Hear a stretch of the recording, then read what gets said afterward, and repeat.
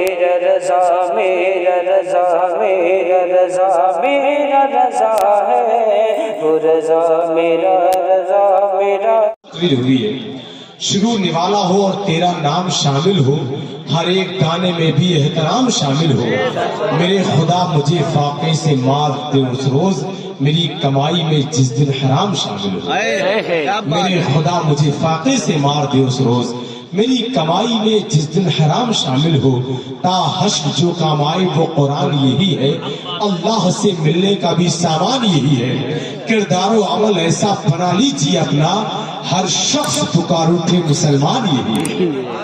چلتے ہیں تو راہوں سے ہٹا دیتے ہیں پتھر، آقا کے غلاموں کی تو پہچان یہی ہے۔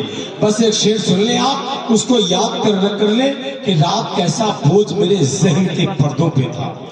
یہ تقریر اور یہ شعر، رات کیسا بوجھ میرے ذہن کے پردوں پہ تھا، چاندنی چھت پہ تھی میں بستر پہ دل سڑکوں پہ تھا، قبر کے تختے کے نیچے تھی میری عیاشیاں اور میرے اعمال کا سایہ میرے بچوں پہ تھا۔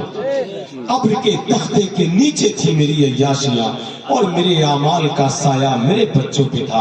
حقیقت تو یہ ہے میرے دوستو، اگر اس تقریر پر عمل کر لیا تو اس نگریہ کلا میں 2-4 سال بھی اگر جلسہ نہ ہو تب بھی یہ جلسہ اور یہ تقریر کام کرتی رہے گی۔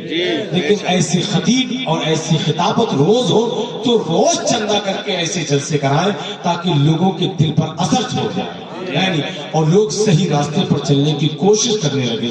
بس میں اپنے بھائی نواب رضا اظہر رامپوری کو آپ کے حوالے کرتا ہوں، ذرا بول دے مچل کر سبحان اللہ۔ حضرت نے بیچ میں کیا خوبصورت بات کہی، دودھ اور بھینس کے حوالے سے بات مجھے یاد آئی تھی کہ وہ بھینس ہو کر اصلی دودھ دے رہی ہے، یہ انسان ہو کر انسان کو نکلی دے رہا ہے۔ سوچنے والی بات ہے نواب بھائی، وہ بھینس ہو کر جو جانور جیسی چیز ہے وہ اصلی دے رہی ہے اور یہ انسان ہو کر انسان کو ملا کر نکلی دے رہا ہے۔ اور کرنے والی بات ہے، سوچے آپ اللہ۔ اب تو ذرا کیا کیا ہو رہا ہے، ایک بات سنیں حرام اور حلال کے حوالے سے بس۔ اس کے بعد نواب بھائی 6 سال کا بچہ مسجد کے دروازے پر بیٹھتا ہے، چپلیں الگ الگ کرتا، کہتا ہے یہ جنتیوں کی چپلیں ہیں، یہ جہنمیوں کی چپلیں ہیں۔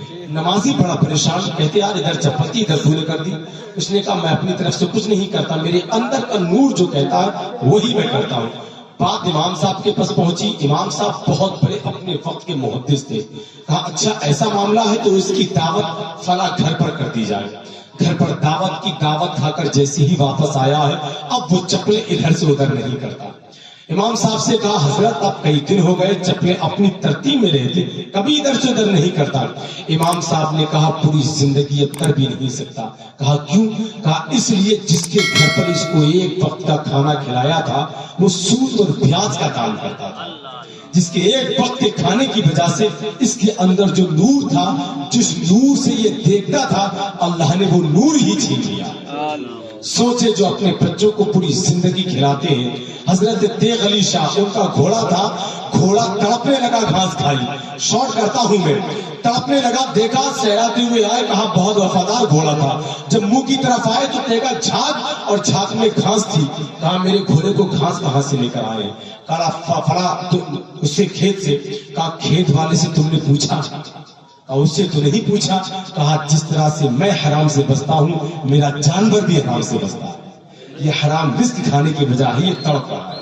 پوری زندگی کبھی میرے گھوڑے نے، ان کے گھوڑے نے کبھی حرام گھاس نہیں کھائی۔ یہاں انسان ہو کر نہ حرام دیکھ رہے ہیں نہ حلال دیکھ رہے ہیں۔